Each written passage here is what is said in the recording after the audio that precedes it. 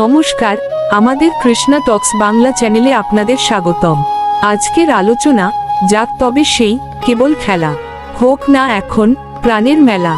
যাক তবে সেই কেবল খেলা, হোক না এখন প্রাণের মেলা। এই দুই লাইনে লুকানো আছে এক গভীর আধ্যাত্মিক সত্য।